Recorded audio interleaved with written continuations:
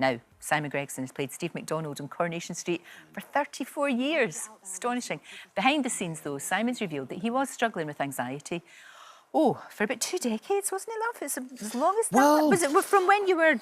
Was it from when you first got the part? Yeah, well, about 2015, it had kind of come to its head, really. Yeah. You know, the whole anxiety thing. 'Cause I had no idea what it was. Well, it's your reality, isn't it? So you don't know.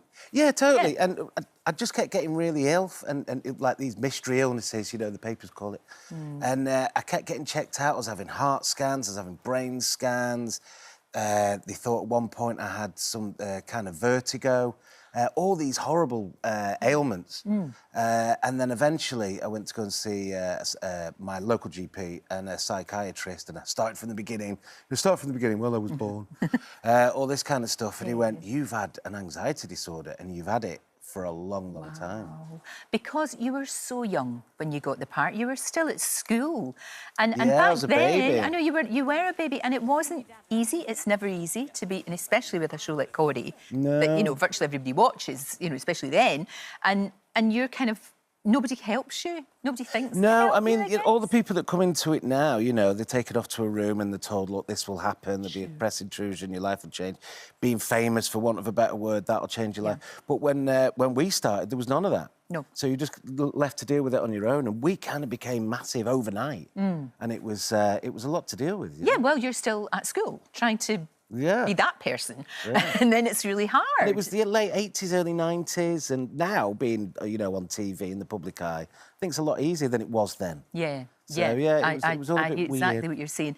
And the anxiety, as you said, it made you ill. It manifested itself in other illnesses as well. Yeah, because it's an awful disorder. When it was at its worst, what it would do is that your little finger and this finger here, they'd go completely numb. Your side of your face would go numb. There's like a tunnel vision. You're completely not yourself. You are inside, but you can't bring yourself out. Right. You feel sick, you feel dizzy, and your heart feels like it's coming out of its chest. Jeez. It's horrendous, completely debilitating. Oh, it's horrible. Like sort of panic attacks you would get as well. Well, I mean, it is. That is exactly it. Exactly. When it came to a head is when I rang my boss and said, "Look, I'm in the car, but I can't get off the drive." Jeez. I mean, how are you supposed to be able to do your job? You can't when you're like that. Well, that was the weird thing, because for a long time I was doing my job. Coping, and, you know, it's awful. But, you know, it happens to everyone in all walks of life, and it's completely invisible. Yeah. So my goal is to talk about it, you know. Yeah, it's really good that you highlight are, it. because I think it really does help other people. Because they're sitting there going, hang on a wee minute, I feel a bit like that, so maybe I should go get help. I think a lot of people are living with it and don't know what it is. Yeah. Because as soon as it was labelled, as soon as somebody said this is what it is, a lot of it went. Because I'm like, right, now I know what it is. Right. Because a lot of the struggle was, why am I feeling like this? Yeah, exactly. What is this? Did you get help yourself, or did somebody have to say to you, I went to go and see the GP, and then ITV brought a doctor in who was I was going to say that about Corrie, because Corrie's your second family. Yeah, they were brilliant. And they've been really supportive. Yeah, they got this amazing doctor in who works with the Royal Navy and the Royal Family, and he was lovely. And he went, 6 months off, this is crazy. Right. And so, yeah, I got myself a therapist who's he's like now one of my closest friends, a sort of psychiatrist. And I hit the gym, you know, and I ate properly, because it's only because I found it fascinating. As I was getting better, I found the subject fascinating. Yeah. How the brain works. Sure. And how it's directly linked to your stomach. So I've been kind of researching it. I mean, I'm no guru at it, you know what I mean? No, but you've lived it. You know, you've lived I've it, been so that through gives it. you that experience. Yeah. And it's something that I think really, you know, you can't underestimate the good that you talking about it can do. But I'd love to see you doing something, because I'd like to see how that impacts on your life and how it has. You know, you've got kids, and they must have seen you. Dad's not quite, you know, he's not quite himself. Well, I think that's you know, why like it started to get worse, because the kids were noticing in it. And then they were kind of talking about being anxious. And then that was even more worry. You kind of train your brain to worry, so you've got to retrain it not to worry. Right. Oh, So that's interesting. It's How crazy was it works. then when your character, Steve, went through depression in Coronation Street? How was that for Well, you? this was the weird thing, because when Stuart, who was the producer at the time, told me about it, I was like, oh, this couldn't have come at a worse time, I don't feel right.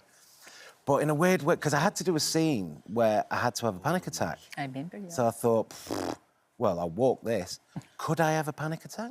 I couldn't have one. So from having like 10, 11, 12 a day for no reason and it being completely awful, I couldn't have one when I wanted one, that's when I thought, this is all psychosomatic. This is interesting. What was the reaction to that storyline? What did you get when The you reaction was one which was brilliant, because usually, you know, like when lads come over to you in a pub or a club, you're like, right, this is trouble. But they were like saying, you know, can I have a quick word? I was like, yeah, go on. And they're saying, thank you so much, you know. After watching that storyline, I went to get help. I'm a better person now. I feel so much. So it was great, you know, it was really good. God, that's fantastic. And again, that's something. I think you should do a documentary. I'm in a mood today of sorting everybody out. That's the end game, you know, to try and make people aware of it and do a lot more research into it. You know, because even if you could just help one person, exactly. then, you know, you've done something. But it would be good. Fascinating to watch your whole, your whole sort of story. Dr. Amir is with us. Amir, come and sit down. Come sit down. Don't be over there. Come sit down. Because we've talked about this a lot, haven't we? And Amir is very much the same as you. Oh, yeah.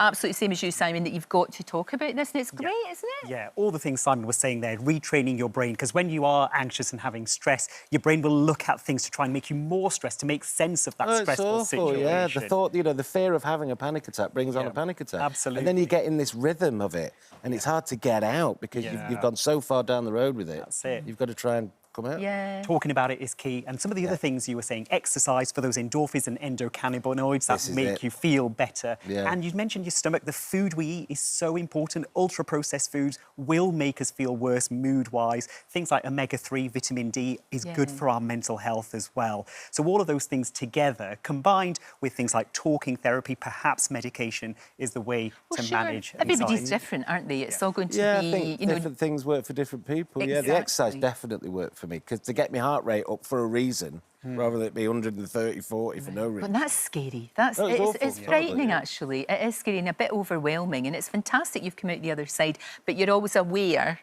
If you, it's always there. But that's good that you know. You're able to let it wash through you now. Exactly. You've got all these coping mechanisms and everything. Right. Okay. So we've got to do. I'm sorting things out today, Amir. Yeah. Do a documentary. Yes. Or a wee book, or both. I just think it would be really important. I just think it's good to highlight it, because I genuinely feel that, because I had no idea what it was. I just think there's a load of people out there that are in the same boat, so it'd be good to get it out there so people are aware of it, know what it is. And the whole science of the brain, how the different parts of your brain. There was a great book called The Chimp Paradox that I read. Brilliant. Fantastic. Yeah. And I think, the more people that are aware of it, it will really help some people. So No, it does. Listen, thank you so much for coming in. Thanks for having me. You're so easy to talk to. So are you. And keep doing what you should do this for a living. Keep doing what you do. Keep doing what you do. And we'll see you in Korea, of course. Absolutely. And more help, loads of support. If you've got any sort of anxiety, any problems, please, please, please don't sit at home and sit on it. Do what Simon did and get some help.